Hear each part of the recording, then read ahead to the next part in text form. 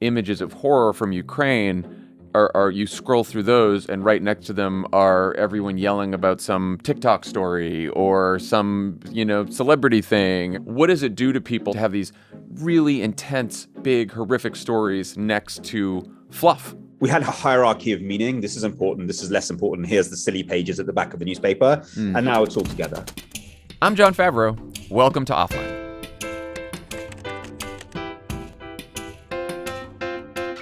My guest today is journalist and Russian propaganda expert Peter Pomerantsev. Peter was born in Kyiv, where his parents were political dissidents. When he was just a year old, they fled Soviet-occupied Ukraine after his father was arrested by the KGB for proliferating anti-Soviet literature. Peter would go on to grow up in West Germany and then the United Kingdom. But in 2001, Peter moved to Moscow, and over the next 10 years, he made a name for himself as a reality television producer. Peter would realize, in the stories he put on air and in the offices of his network, that Putin's propaganda apparatus reached far beyond what he could imagine. Today, Peter lives in the US and teaches at Johns Hopkins, where he's one of the world's leading experts on Russian propaganda. As you'll hear, he was a bit jet-lagged for this interview because the day before, he had returned from Ukraine, where he joined a team with The Atlantic as they interviewed President Zelensky. Here's Peter Pomerantsev. Peter Pomerantsev, welcome to Offline. Thank you for having me. You have a fairly unique background. You're the son of Ukrainian refugees who fled the KGB in 1978 when you were a year old. You spent 10 years as a television producer in Moscow, wrote 2 books about Russian disinformation and propaganda, and now you're a journalist who's just returned from Kyiv, where you were born, and where you just met with President Zelensky. How have you been processing what Putin and the Russians have done to your homeland over the last 2 months? It's been 2 months. Oh my God. It feels basically like one long nightmarish day. It really doesn't feel like 2 months. My God. So the way to process it, and I guess it's the same for anyone who's in a sense of, quite a lot of tension, is just to focus on action. And actually, I've stopped asking people involved in this conflict how they're doing. I just ask them what they're doing. So as long as you focus on action, then you're fine. And thankfully, my slightly bizarre skill set is actually quite well suited for me convincing myself I'm doing something useful. Whether I am, I don't know.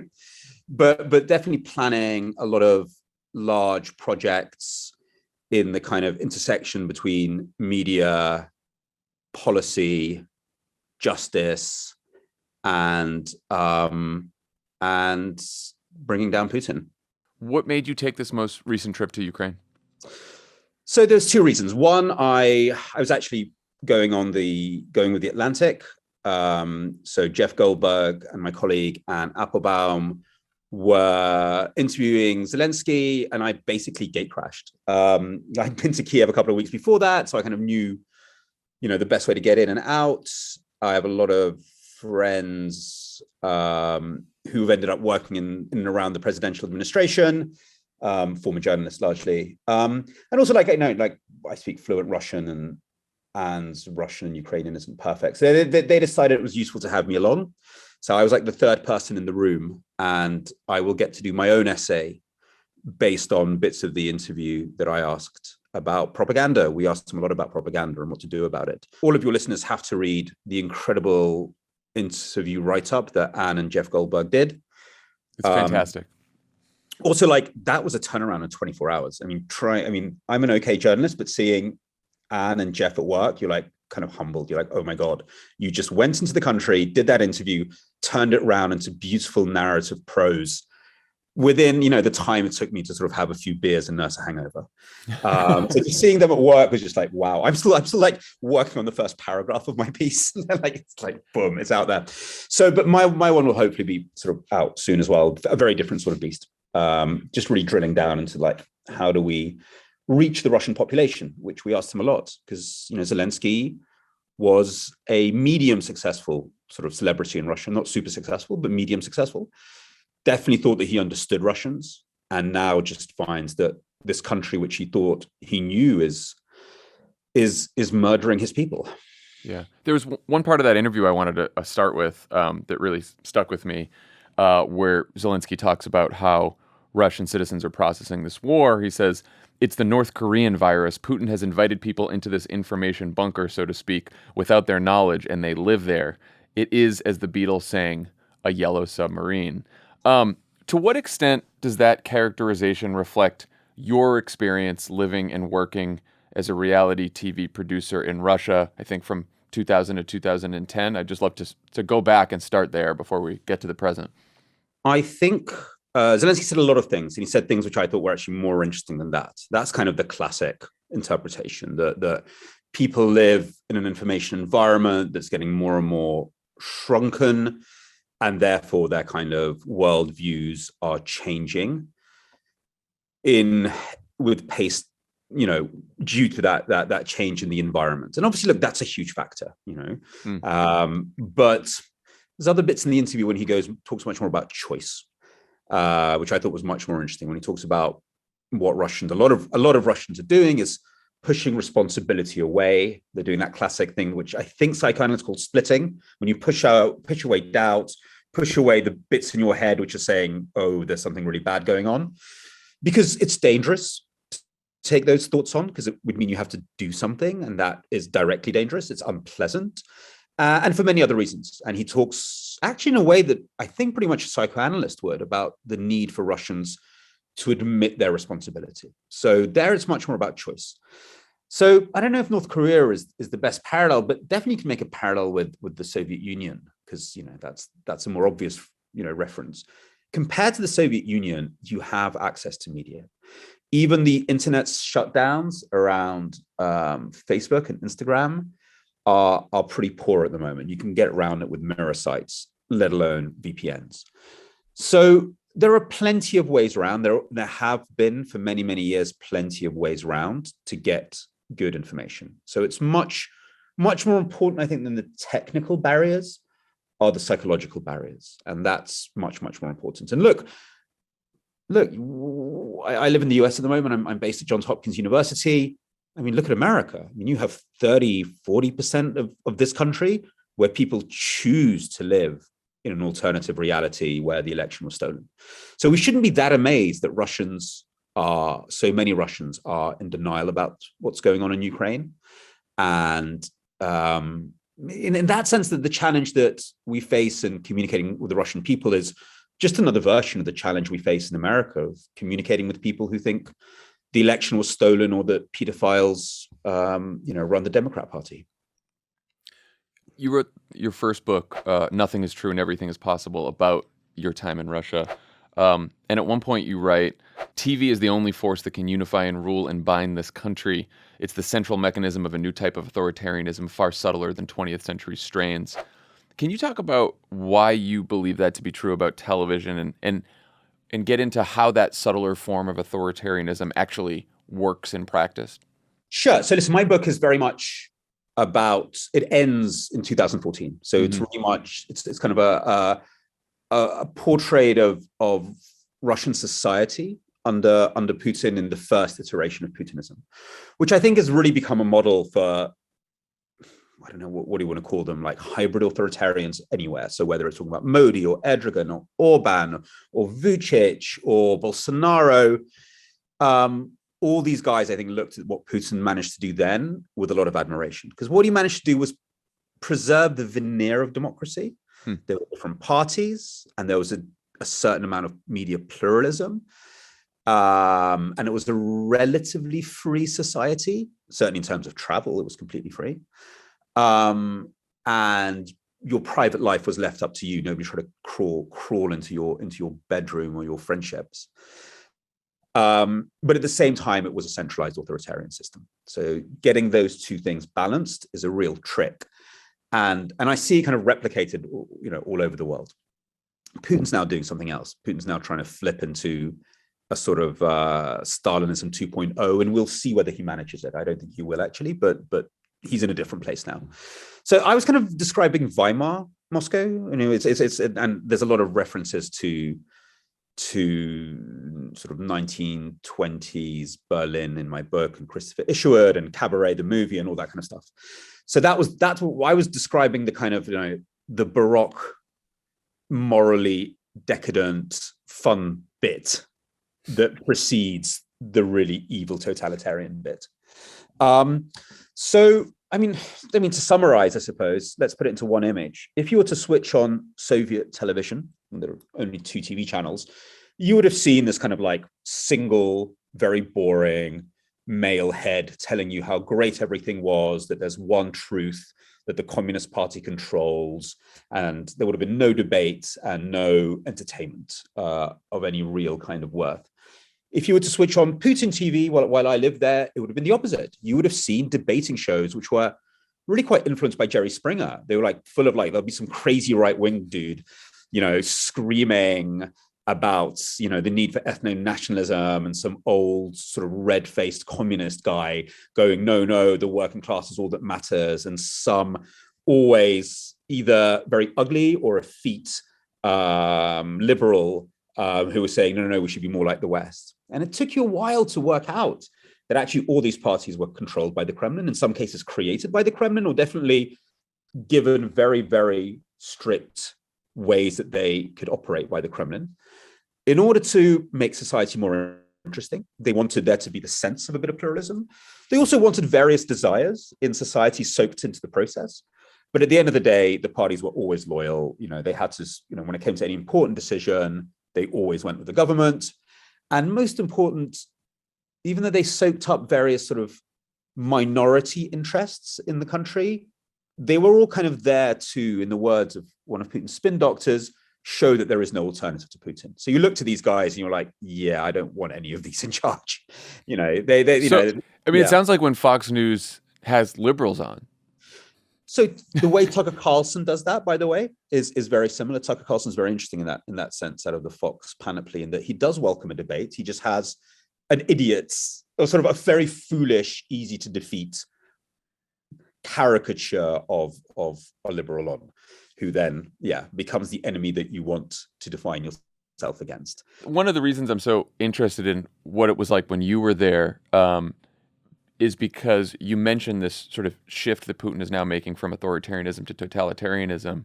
And you also mentioned that what the U.S. is like. And I'm sort of wondering how likely this shift is to succeed by trying to figure out what the baseline was before this war. And like, when you were there, what did the average consumer of Russian television generally believe to be true about the Russian government, Russia's place in the world, the West, the U.S.? Like, what were some of the worldviews at the time? So here you've used a series of words, like the word belief, which are deeply rooted in our idea of the individual and our education. So in a democracy, you're asked all the time from a kid, what do you think? What do you think? It's really important. Like, the top schools pride themselves in America and Britain, top universities, to get someone to think for themselves. That's our idea of the self and of the individual, and the idea of a public sphere where you have strong opinions and you represent them. In the Soviet Union and in Putin's Russia, that is not the way the education system is structured. Firstly, you learn things by rote and repeat them back. There is no idea that you should have your own opinion. That's bizarre. And that is certainly not something that will get you very far in society. So this idea of a coherent self that has strong public opinions is not something that's like a functional sort of like model to survive by, let alone valued in the education system. The way to survive is to adapt. So you can think one thing in the morning, if that helps you get by, another thing in the afternoon. You might well have private beliefs, but they're stowed away very, very, very far away. So all those things that you just said, they're not really relevant in dictatorships generally, and certainly not one where people grew up in the Soviet Union, where you had you lived in a sort of double think, was what Orwell called it. You thought, you said and believed, I say that in inverted commas, one thing when you went to the Komsomol meeting and you lived in that, and then you came home and said the exact opposite and you lived in something else. And you kind of lived with 2 or 3 selves permanently. And a lot of Russian literature is around this. A lot of kind of sociology talks about this as well. And then that sort of intensified in many ways over the 90s and 2000s, where people who had been communists became liberals, then became kind of almost kind of representatives of the mafia state, then became nationalist conservatives, then became imperialists and all that sort of thing. However, one thing that is constant is a conspiratorial worldview. If anything, that conspiracy has kind of replaced ideology.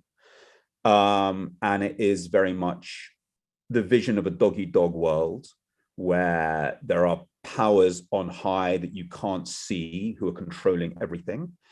And that therefore you have very little free will. You can't change anything. Now, if there's a meta-narrative to the Kremlin propaganda, it's that. It's this conspiratorial worldview. And like all propaganda, that works really well because it resonates with people's sense of the world. You know, it resonates with living in a country where there really are, you know, secret decisions made behind closed doors, but where historically you are quite helpless, and where change can be so dizzying and so disorientating. You cling on to conspiratorial explanations, and also where conspiracy serves to give a sense of us and them, a sense of community. So that is a constant, and that was definitely there when I was there. I suppose what's changed now is that it's become much, much more aggressive. And that, again, is a product of a propaganda move. When I was in Russia, the idea was still very much that Russia is a part of Europe, is a part of the West, but also you should aspire to that. So again, let's bring it down to simple things on TV. The most popular TV presenters dressed in a very Western way. They were very sophisticated. They spoke languages. They were aspirational. Obama, basically. Inspirational idea of like what you're meant to be. From around 2012, 13, when the protests started against Putin, 11, 12, and then the invasion of Ukraine, a different type of TV presenter is elevated. They'd always been there. It's just a case of who becomes elevated by the system. And it's ones whose method of speaking is very, very angry, who are full of sort of latent or often not latent violence, who speak in ways that are very recognizable to Russians. They speak like the colonel in the army humiliating his soldiers, or the boss humiliating his underlings, or the husband bullying his wife. The way they dress is out of the kind of the dark side of Russian fairy tales. There's one Solovyov who dresses basically like an evil sorcerer from Russian fairy tales in a very, very that's a very thought through way. So, and there the whole point is to legitimize your most sadistic and aggressive emotions, and to say it's okay to feel them and it's okay to do them. At the same time, the Kremlin passes laws legitimizing domestic violence against women. It's a real kind of aggressive step. Let's legitimize the nastiest feelings people have. So again, some people say that was the point of Trump as well, that he lets you be the violent narcissist that you'd always wanted to be. I know, John, you worked in government. It's very interesting looking at the polling, the inside polling that the Kremlin does. It's all about emotion. There'll be 4 questions about opinion and everything else is an emotion battery. They're trying to always find out, and a resentment battery. So big battery of like, what are your resentments? What are your feelings? And then a little bit about, are you for or against this policy?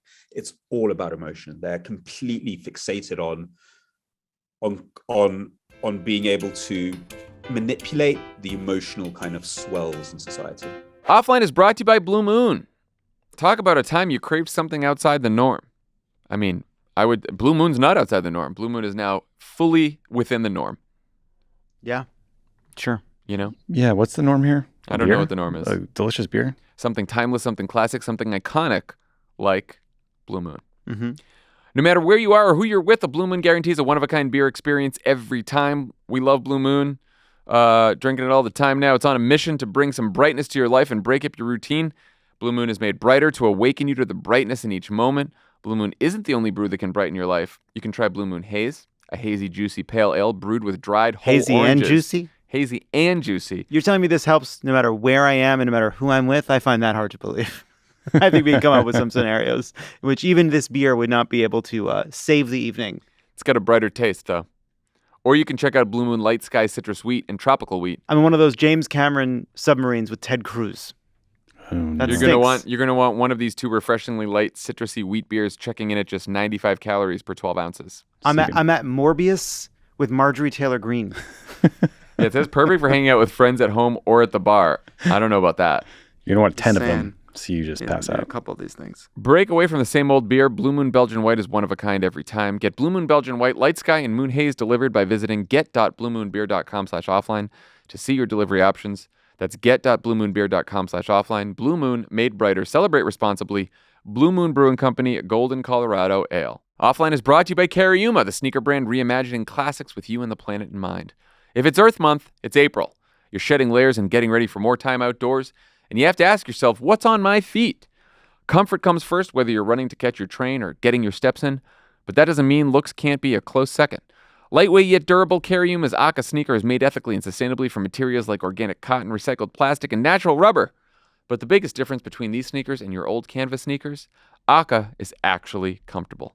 We love Cariuma because they really do have a style and color for everyone, from bright pink and yellow to classic neutrals, pastels, and prints. They're also famously collaborative. We heard they just dropped a spring collection with Pantone and a limited edition sneaker with Atari. For all you nostalgic Atari fans out there, there you go. Cariuma takes care of the planet and their carbon footprint, and they're leveling up this commitment to celebrate Earth Month. And from April 22nd to the 30th, your sneakers plant not 2 but 10 trees, which helps to restore biodiversity to the Brazilian rainforest. And like Jon Lovett always says, if you don't buy them, they will cut down 100 more trees. Mm-hmm. They're standing there. As always, Cariuma ships all their sneakers free and fast in the USA and offers worldwide shipping and 60-day free returns. And for a limited time, offline listeners can get an exclusive 15% off your pair of Cariuma sneakers. Go to cariuma.com/offline to get 15% off. That's cariuma.com/offline for 15% off, only for a limited time. Today's episode is sponsored in part by Seeker, a new independent search engine that prioritizes transparency, choice, and control, streamlining access to reliable information online. Just think, no more clickbait, no more hidden agendas, no more slanted search results favoring profits over people, no more spreading misinformation. With Seeker, you can finally start to feel good about what you read. Here's how it works. Powered by artificial intelligence, each new search result comes with its own Seeker score, rating how reliable an article is based on criteria like subjectivity, clickbait, incoherence, and title exaggeration. Again, incoherence, the best category there. By far my favorite. You can even filter your search results by political lean, making it easier to get all sides of a story. You can put it on Red Rose. Mm-hmm. Yeah. You can put it on Storm the Capitol. That's funny. Like, we have all sides. You choose accurate. You choose inaccurate. Whichever side you're on. Know before you click. To get started, visit seeker.com/crooked so they know we sent you. That's seekr.com/crooked. Seek for yourself today because transparency matters. I find it so interesting that you talked about sort of the conspiratorial worldview. It also sounds to me like an extremely cynical view of the world, that sort of the game is rigged, and so we might as well not even try to change anything, and it sort of leads to a disengagement. But as Putin is trying to shift to a more totalitarian state, it seems like you wouldn't want as much disengagement. You'd want more the type of feeling that I can sort of let my darkest impulses run wild, because you sort of want to engage people in some sort of totalitarian mission. And I do think you made the parallel to Trump. There were two sides of Trump, right? That Trump makes people think that everything is rigged, that everyone's a crook, so it's not even worth it. You might as well be disengaged. But he also lets people's darkest impulses take hold. And I wonder how those two different feelings and impulses sort of play on each other. So brilliant. I think we've got right to the dilemma that Putin is facing. So the way the system worked before was that it was a pyramid of mutual interest based around corruption. So from the traffic cop taking his bribe on the street corner through to the minister right at the top, everyone got to organize their own corrupt schemes. You had a lot of freedom to do that. And once a week you said, Putin is great, hurrah. That was the system. In 2014, that system got more unpleasant and tighter, and there was less money. So the corruption got nastier, actually. It got bigger because, if before the tax guys would come around and take 50% of your profits, and then you didn't pay any tax. Now they take 70%. I'm giving an idea. Mm-hmm. But there was still enough money circulating in the system for most people to not want to rock the boat too much. Now it's going to be a lot harder. I mean, we don't exactly know how the sanctions are going to play out, but a lot of the air is going to go out of the system. Putin is going to have enough money, unless we do an oil and gas embargo, to pay off the security services, however, to just keep them going. So he can rely on them as his dictatorial crutch. But overall, he's going to have to shift from this pyramid of corrupt mutual interest to a kind of a neo-totalitarian model where people are following his captaincy, shall we say, based on the mix of fear and inspiration.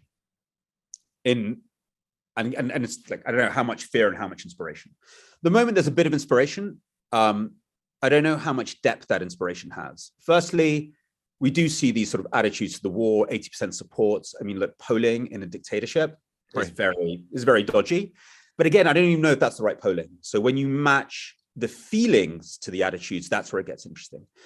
The stuff that I've seen, and it's a few weeks old, showed that the feelings people had in support of the war were quite thin. They were kind of based on pride and something else. Like, it's quite thin feelings. When you look at the people who were opposed to the war, they had this cocktail of feelings like shame, disgust, rage. I mean, emotional polling, you're looking for a cocktail of emotions. Mm-hmm. So the people were approving of the war, but in a really, really superficial way. And as you say, there's no spontaneous demonstrations in favor of the war. There's two big ones that they organized themselves at stadiums in Moscow, which is people bust in and probably having a good time. I'm not saying they're against being there, but they didn't organize it. There is nothing in the system that shows people spontaneously coming out into the streets and cheering. This is not, the launch of the First World War in Berlin or something. So, and that's always been their Achilles heel. I think you put it very, very well yourself, that by building a system on conspiratorial thinking, where the aim was to keep people passive and at home and drinking beer and feeling they can't change anything, and therefore they needed Putin to take care of them, they now need people to motivate themselves around the ideology or this whatever, thing you want to call that they're pushing. And that's hard. That's really like trying to switch to a different system. And then, once the inspiration goes, and I expect it'll start going over the next few months, then the fear kicks in. And, it's equal parts inspiration and fear. And then they'll have to start increasing the fear. And then the question becomes, do they actually have a repressive machinery that is going to be up to the task? Because the moment they have no space in their prisons, there's literally no space in the prisons. They can't arrest 1 million people because they don't know where to put them. So what are they going to do? Start building gulags? They might, but I don't know if that's going to go down very well. If he wants to do Stalinism, he's going to have to arrest and kill a hell of a lot of people. And it's completely unclear whether the system can actually pull that off. Well, that then makes the central question how Russians are interpreting the information they're getting about this war. I won't use the term beliefs, but views about the war. And it's interesting you said earlier that as much as they're trying to shut down social media, there's still ways for Russians to get good information. What line from the Kremlin do you think is most effective in getting people to support this war? Do you think it's these are all Nazis in Ukraine? Do you think it's we had no choice but to do this? What's the propaganda line that seems to, keep most people on board here? So two things, John. One, it's clearly the one about we had no choice. The Nazis thing is just like, what the hell do Russians mean by Nazis? I mean, it's like Nazis just anyone Russians don't like. It's like right. It's like whatever. It's not about that. It's the other one, because that takes away responsibility. It's not our fault. Yeah, we had no choice. It basically shows that there's some sort of weird global conspiracy that we have to fight, which is vague and you don't understand it, but it's scary. So it plays into all those things. And it gives people an excuse, because people do. I've been looking at the Google searches, looking at sort of data analytics and search engine analytics is much more worthwhile than attitudinal polling, and in the days after Bucha, and this is open, anyone can check this, the top searches, I think it was the second top search on Google in Russia was what happened in Bucha. Yeah. Oh, wow. So people are looking. So it's definitely that one. And that taps into what we were just talking about, that sense of passive acquiescence. However, and this is tough for me as a kind of I don't know, emigre Ukrainian, but at the end of the day, just as a human being, to admit.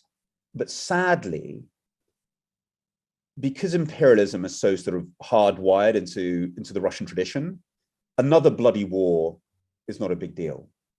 And frankly, opinions about the war are not the important question. Now, that's very, very hard to take, but I think that might be the brutal truth. The question, the polarizing issue that Putin has created for himself is whether Russians are happy with his version of splendid isolation.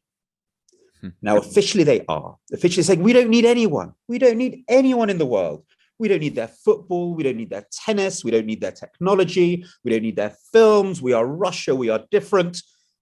But I would be very interested to see their Google and Yandex searches right now and their Netflix downloads. So he has set up a new idea of the country based on isolation. Officially, people are going on along with it. As the months go by, I would be focused on that. If I were doing clever polling in Russia, I would be asking questions about that. How do you feel about this isolation? Do you want Russia to be part of the world? And then actually getting into behaviors rather than attitudes. I mean, now, where do you really want to go on holiday? And what trainers do you really want to wear? And what do you really want to do with your children's futures? And that is what he's set up. And there, I think his percentages are not going to be very strong. And it's not even about travel and superficial things like that. It's really about identity and a kind of self-perception. So if people might approve of the war, I mean, war is just such a big part of Russian history. There's another war, big deal. It's not about that. It's about where he's taking Russia. And I don't think people are anything as happy about it as he thinks they are. As he transitions from propaganda to outright censorship, social media, canceling talk shows with hosts who've spoken out against the war, how much of a risk, an internal risk, do you think he's taking being this blunt and obvious? Or is the point simply to send Russians a message that they should be afraid of their government? Very good point. So propaganda isn't just about messaging, it's about signaling, especially in these sorts of systems. It's a way of saying, these are the new rules. If you want to survive in my Russia, you've got to follow these rules. And by the way, they're still saying, the internet firewall is very, very leaky. And that might be because a lot of Russian businesses depend on Instagram, and they've officially sort of like blocked Instagram, but you can use mirror sites to get to it. So it's almost like these are the rules. You can maybe do your little Instagram business. We're not going to get too involved, but we need loyalty at the top. And don't you dare, start supporting Navalny on Instagram, the opposition politician. So a lot of it is about signaling. I think a lot of it is about saying exactly that.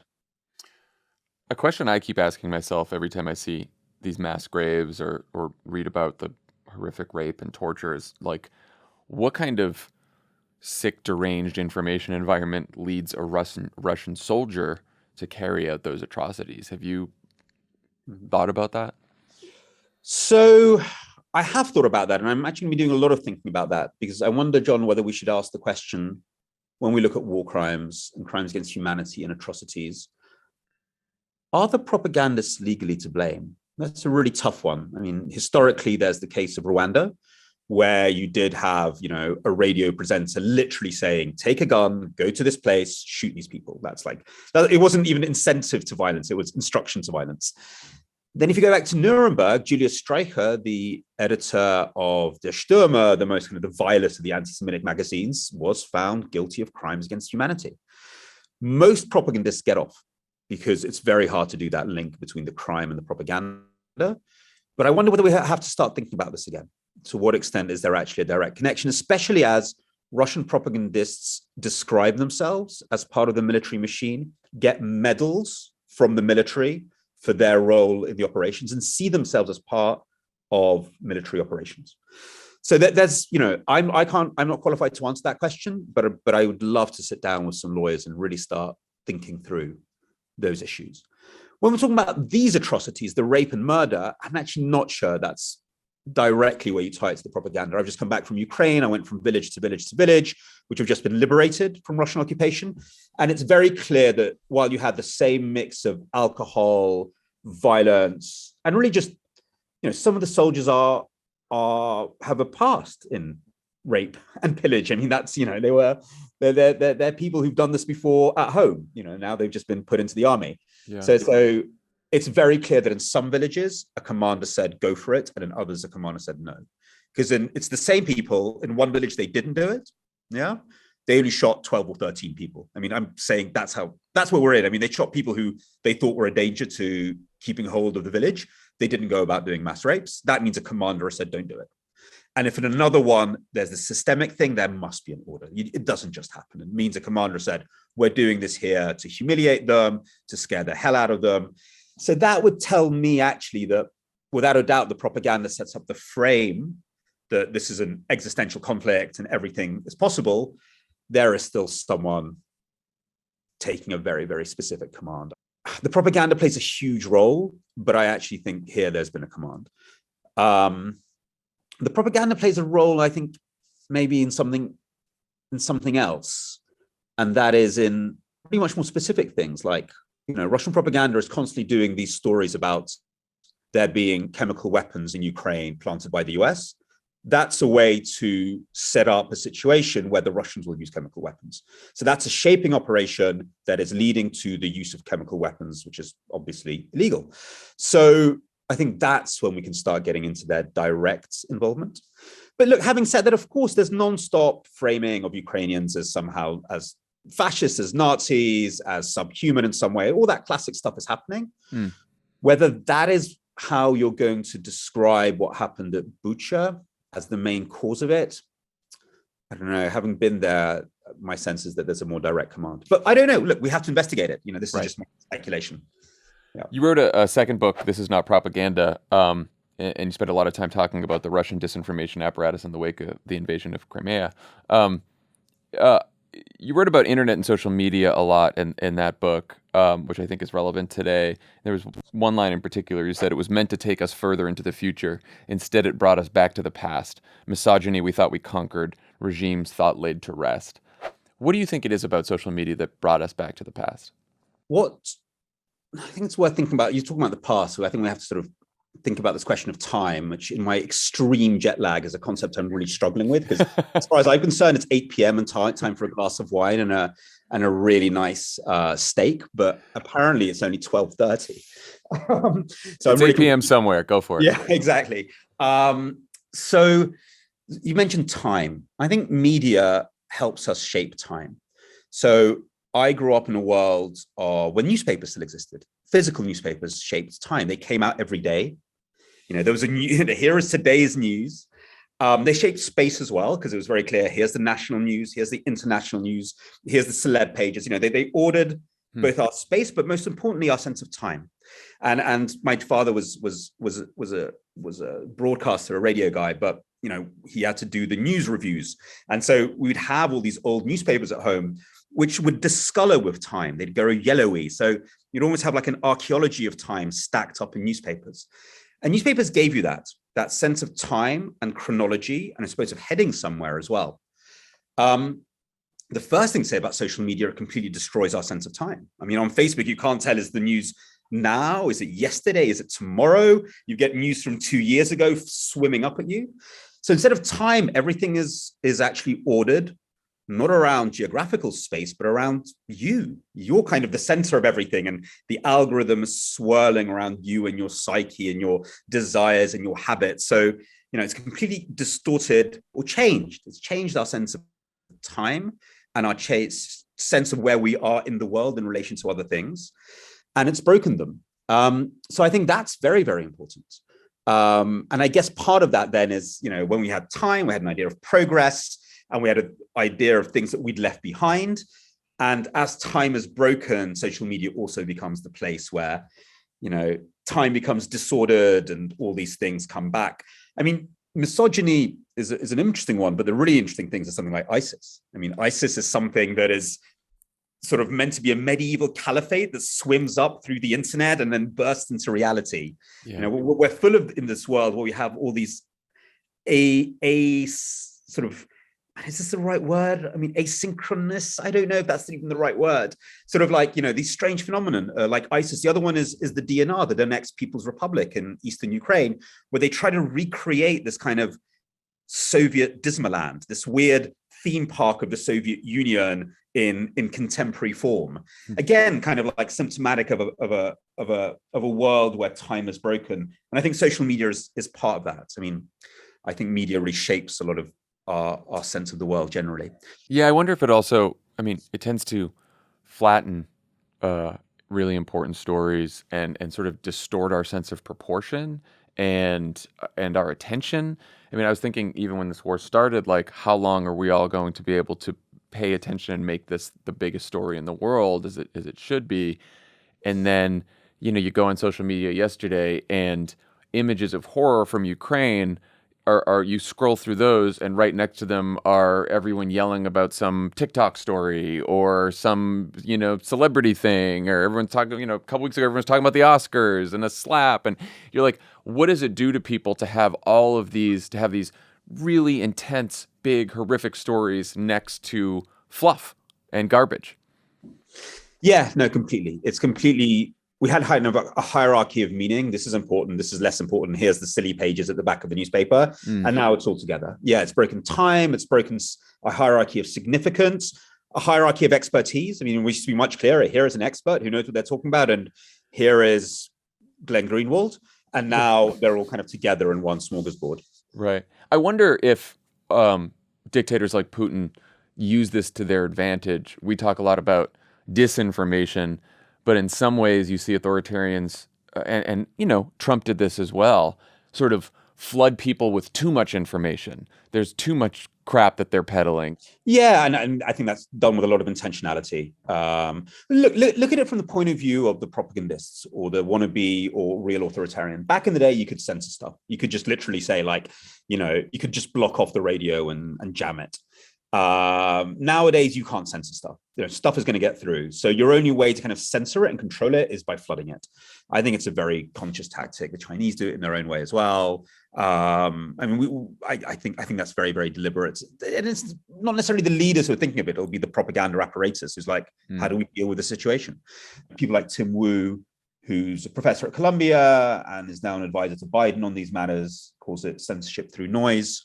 I think that's obvious. And the problem is, what do we do about it? Because when there was censorship, you could kind of call on the Declaration of Human Rights and say, that's, censorship is stopping my right to freedom of expression. Nowadays, when you have people like Maria Ressa in the Philippines saying, hold on, I'm being censored through noise, through this like attack of trolls and bots and static, where does that fit philosophically and legally? Because, there is no law against that. Right. There is no all our idea is about constricting information is the problem, but there's an overabundance of it. And we don't have the legal kind of the philosophical arguments to really compete with that. Yeah. And the social media platforms also tend to do that as well. It's the amplification of the information that sometimes is the problem, not just the free speech itself. Offline is brought to you by Magic Spoon. Since starting to incorporate Magic Spoon into my daily morning routine, I've noticed fewer cravings throughout the day and more energy to hold me over until lunch, when I have more Magic Spoon. 0 grams of sugar, 13 to 14 grams of protein, and only 4 net grams of carbs in each serving. Only 140 calories a serving. It's keto-friendly, gluten-free, grain-free, soy-free, and low-carb. You can build your own box. Available flavors to build your very own custom bundle or cocoa, fruity, frosted, peanut butter, cookies and cream, maple waffle, blueberry, cinnamon, plus the newly reformulated honey nut flavor that will now be added to Magic Spoon's permanent collection. Also, I don't know if I'm supposed to say this on this ad, but did you guys get an email saying that there's a new flavor coming out soon? No. It's coming. I don't know what it is. I gotta check my email. They don't tell us? They don't Just say sort in of the a hint? email. They just they sort of get you on the edge of your seat, Fascinating. Okay. Anyway, we love Magic Spoon. Eat it all the time. Go to magicspoon.com/crooked to grab a custom bundle of cereal. And be sure to use our promo code CROOKED at checkout to save $5 off your order. Magic Spoon is so confident in their product. It's backed with a 100% happiness guarantee, so if you don't like it for any reason, they'll refund your money, no questions asked. Remember, get your next delicious bowl of guilt-free cereal at magicspoon.com/crooked and use the code CROOKED to save $5 off. Thank you, Magic Spoon, for sponsoring this episode. It's time to dig yourself out of that winter hibernation, boys. This is good. Here Spring it comes. is here, and it's time to get sprung with Blue Chew. Okay. Okay. That's right. This episode of Offline is sponsored by Blue Chew. They're having fun with this copy. They sure are. Guys, confidence can take you far in life. It can also help you in the bedroom, especially when it comes time to step up to the plate. That's where Blue Chew comes in. Blue Chew is a unique online service that delivers the same active ingredients as Viagra and Cialis, but in chewable tablets and at a fraction of the cost. The process is simple. Well, we know what the process is. Sign up at BlueChew.com, consult with one of their licensed medical providers, and once you're approved, you'll receive your prescription within days. Oh, is that gum? I'd love a piece. No! The best part, it's all done online, so no visits to the doctor's office, no awkward conversations, and no waiting in line at the pharmacy, just me having to read this ad. Blue Chew's tablets are made in the USA and prepared and shipped direct to your door. Tommy and I get paid twice with this one. In a discreet package. These are American boners. Please riff on this thought starter. Oh boy. With Blue Chew, men everywhere are excited to see the postman because when your package has arrived, your package has arrived. That's not a thing. That's a tight little joke. You can't riff on that. Yeah. How could he riff on that perfection? Hey, is the mail carrier outside or are you just happy to see me? So if you could benefit from extra confidence when it's time to perform, Blue Chew can help. And we've got a special deal for our listeners. Try Blue Chew free when you use our promo code CROOKED at checkout. Just pay $5 shipping. That's right. Tell them we sent you. That's BlueChew.com, promo code CROOKED to receive your first month free. Visit BlueChew.com for more details and important safety information. And we thank Blue Chew for sponsoring the podcast. We do. Thank you.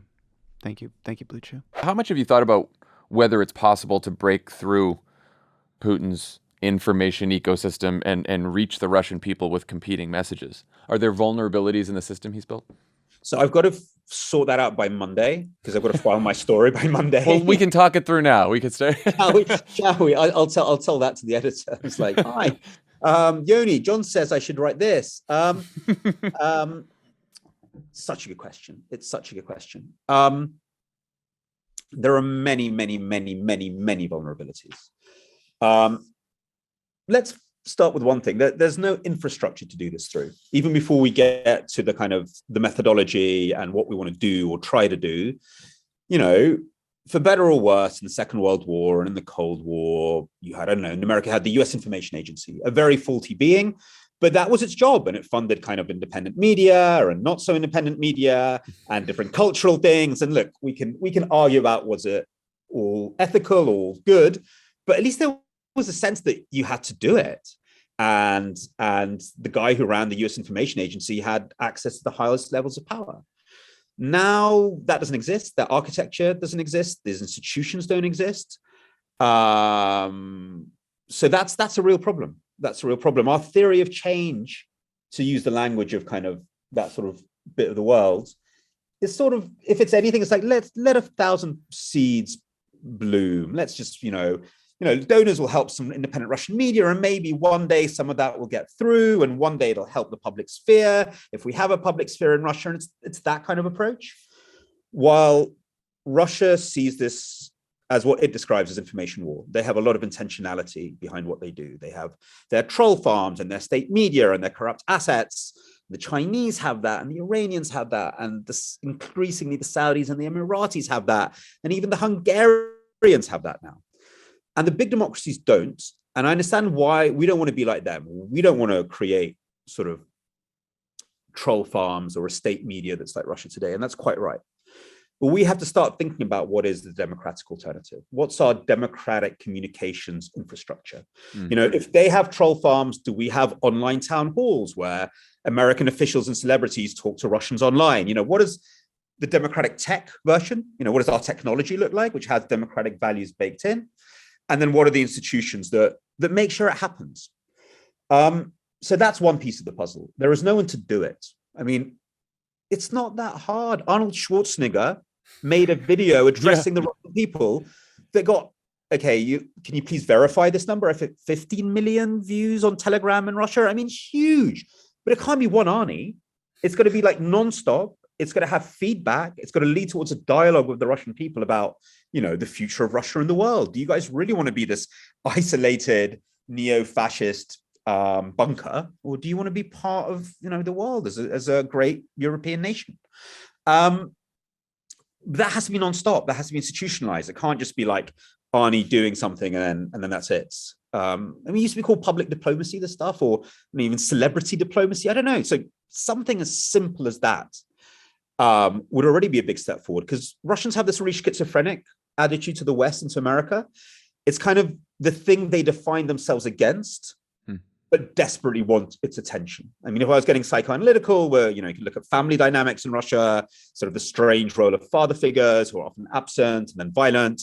Maybe that's projected onto the West, but let's not do that, because, doing amateur psychoanalysis is dangerous at the best of times, let alone on jet lag.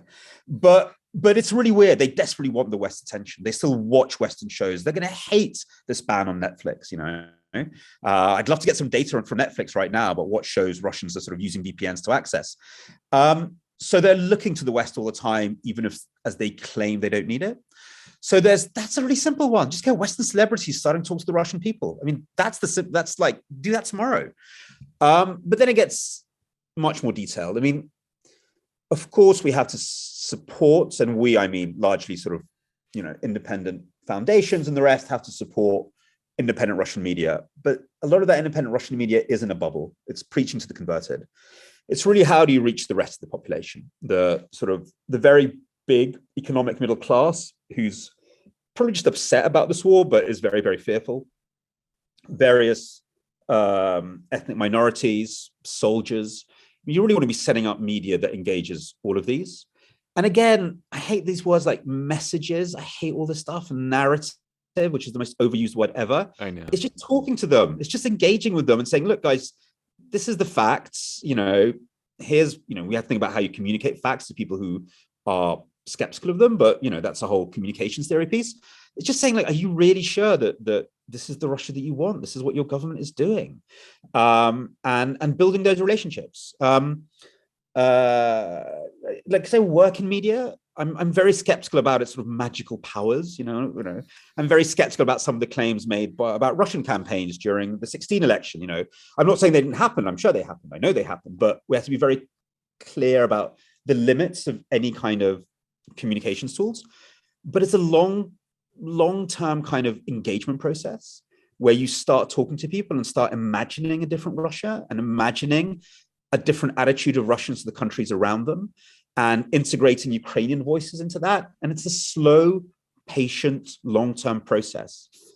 But it's so doable. There are so many vulnerabilities to Putin's propaganda model. But as I say, someone has to do that. That's a long-term investment, and it's very unclear whose job that is. Yeah, I mean, as you point out, it's the infrastructure, but it's also what you say. And I think those things are related because, democracies fundamentally are built on the belief that we can persuade other people as equals. And so we don't want to get into sort of the propaganda apparatus as some of the authoritarians do. But I think that the $1 million question for the world right now is, how do you sell democracies, and what do you say to drain authoritarian governments of their appeal? And I know that that's probably, first of all, a very difficult question to answer, and it's probably a different answer for different countries that have different cultures and different histories. But I wonder, it seems like that's what we need to really figure out here. Sure. And there's an even bigger question there that you're hinting at, which is, I think, our idea about how media and democracy connect. Yeah. Is we had a lot of assumptions and myths, which I think have been blown out the water. For example, the marketplace of ideas. Just put the good ideas out there and they'll reach people through some sort of theory of rational choice. Again, you don't have to go to Russia to realize that's probably not true. Right. And the idea that they can speak truth to power and the powerful are scared of the truth. Are you sure they are? They don't seem to be care about the truth very much these days. So we have all these assumptions, which I think have been questioned by lots of disciplines, like behavioral economics, but also just by the evidence of what we see around ourselves. And I think as a sector, media and democratic communication, we have a lot of thinking to do about how you actually, what's the connection between creating content and democracy? Does pluralism directly lead to better societies, or can it just disintegrate into polarization. So what's a more well thought through idea of how pluralistic debate should work? And again, we could take the example of how the US presidential debates are done. I think they're probably done in a way that's very bad for democracy. Do them very differently. But with countries like Russia who are closed, I'll take some research that we did. I don't think there's one silver bullet, by the way, but I do think we have to get into the discipline of understanding audiences better and how to engage with them. So we've done a lot of research at my little center at Johns Hopkins called Arena, exactly into this question. And one thing we looked at was conspiracy theories. Why do people believe conspiracy theories, pro-Russian conspiracy theories in Eastern Europe? And it turned out it was deeply connected to a sense of disempowerment. We're not the only people to have thought this. So people who felt really disempowered lent towards conspiratorial mindsets. And so the solution to that probably isn't throwing the truth at them. It's actually thinking, okay, how can media do its small bit to help empowerment, to help people feel that, they're being listened to and that they can control something? And there's a whole movement called, sometimes called social news, sometimes called sometimes it's called engagement journalism, where you sort of start to engage people in the editorial process in the sense of, allowing them to set the agenda, allowing them to ask the questions that you then as a journalist answer. Sometimes not bringing them into the editorial process, that's too messy, but sometimes opening up the editorial process a little bit to sort of get their engagement throughout. So you're working on your story and you say, okay, what do you guys want me to ask this person? There's lots and lots of tools that you can use, but the main thing is that you're constantly thinking about how to make the audience more empowered in the process. Now, that I think is a much more strategic response to the disempowerment people feel that results in conspiratorial thinking. But again, John, there's no single answer. The thing is, we have to slightly change our thinking to make sure that we are answering the challenges. The way I always put it, we're kind of in a race with the propagandists. They do so much audience analysis. They know all the audience's hang-ups and traumas and fears, and then they exploit them. They exploit them viciously. In Britain, we had this great slogan for Brexit: "Take back control." People felt they had no control, and so the propagandistic manipulators came up with that slogan. It was brilliant, and it should have been our job as journalists. We should have been giving people control, and we didn't. We ignored them. So we have a real responsibility to understand people's anxieties and worries and to bring them into public speech. The propagandists will manipulate them. Our job is to kind of surface them and bring them into a dialogue. And it's the same with Russians. There is no one Russian people. There's the classic thing is 5 different segments. I think there's many more than that. And you've got to talk to each one about the things they care about and where they are. And that probably doesn't mean immediately screaming to them about the war, because they're avoiding that subject for a reason. You've got to understand those reasons. It's hard work, but neither is it impossible. Well, I will end where I began, which is the interview with President Zelensky that you sat in. Was there anything he said that made you think, oh, this is why his communication has been pretty effective over the course of the war? Look, he is an empathy monster. He is constantly in dialogue with you, looking for your eyes, looking for the thing that resonates with you. In that sense, he's a very classical sort of student of the Stanislavski Mikhail Chekhov school of method acting. I don't know if you've met, even though he's from comedy, he's clearly been exposed to that. Because we spoke Russian to each other, and I kind of even recognized in the way he spoke, it was very much the way that a lot of Russian and Ukrainian actors I know speak. And it's a school of acting that puts understanding emotional truths at the core of it. And there are very serious actors in America who do this as well, like finding the thing, finding the empathy with the audience and what this thing is about. When he talks about the murders that are being committed during the war, he lists not names but social groups. And you can tell that he's imagining them like a good actor would. He's a monster of empathy. That's his lifeblood. That's what he is. And that doesn't necessarily make you a very good, reformer of the judicial system. And his successes in that sphere were mixed, frankly, in the reforms. But when it comes to really communicating with a nation and feeling its pain and channeling its courage, I mean, talk about cometh the time, cometh the man. I mean, he's ridiculously good at it. And also, like, everyone looks down on him when they say he was a comedian. They say comedian in a bad way. I completely disagree. I worked in mass entertainment, and I learned more about sociology from doing mass reality shows than anything else. By making people laugh at 7 p.m., you understand their fears, you understand their vulnerabilities. Yeah. And also he was a political satirist. So he understands something about politics in a very kind of political satirist, like, you know, we have plenty in America, whether it's Colbert or the other guy whose name I've forgotten because he's not funny anymore. Jimmy Stewart. No. Jon Stewart. Jimmy Stewart is always funny. He's God. But by doing that, you understand something about politics and the role that politics plays in society and how people think about politicians. I think actually being a serious comedian and a serious satirist, which he kind of was, is actually excellent training for the top job.